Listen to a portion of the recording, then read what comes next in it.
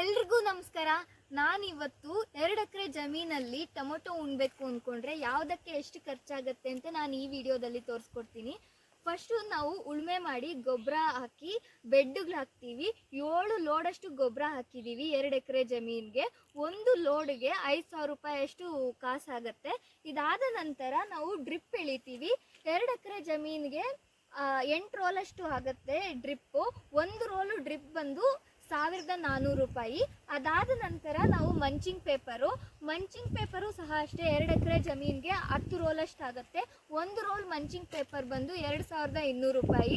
ಅದಾದ ನಂತರ ಕೋಲ್ ತಗೋಬೇಕು. ನಮ್ಮದೇ ಸ್ವಂತ ಕೋಲ್ ಇದ್ದರೆ ಓಕೆ, ಸ್ವಂತ ಕೋಲ್ ಇಲ್ಲ ಅಂದರೆ ತಗೋಬೇಕಾಗತ್ತೆ. ಇದು ಒಂದು ಕೋಲು ಬಂದು 20 ರೂಪಾಯಿ ಆಗುತ್ತೆ. ನಾವು 2 ಎಕರೆ ಜಮೀನಿಗೆ 6,000 ಕೋಲು ಬೇಕಾಗತ್ತೆ. ಇದಾದ ನಂತರ ಮೊಳಕೆ ತಗೋಬೇಕು. ನಾವು 2 ಎಕರೆ ಜಮೀನಿಗೆ 15,000 ಮೊಳಕೆ ಹಾಕಿದ್ದೀವಿ. ಒಂದು ಮೊಳಕೆ 1 ರೂಪಾಯಿ. ಇನ್ನೊಂದು ವಿಡಿಯೋದಲ್ಲಿ ಯಾವ ಥರ ಬೆಳೆಸ್ತೀವಿ, ಹೆಂಗೆ ಬೆಳೆಸ್ತೀವಿ ಅಂತೆಲ್ಲ ನೆಕ್ಸ್ಟ್ ವಿಡಿಯೋದಲ್ಲಿ ತೋರಿಸ್ಕೊಡ್ತೀನಿ. ಅಷ್ಟೇ ಈ ವಿಡಿಯೋಗೆ. ಇನ್ನಷ್ಟು ಒಳ್ಳೆ ವೀಡಿಯೋಸ್ಗೋಸ್ಕರ ನನ್ನ ಪೇಜ್ನ ಫಾಲೋ ಮಾಡಿ. ಬಾಯ್.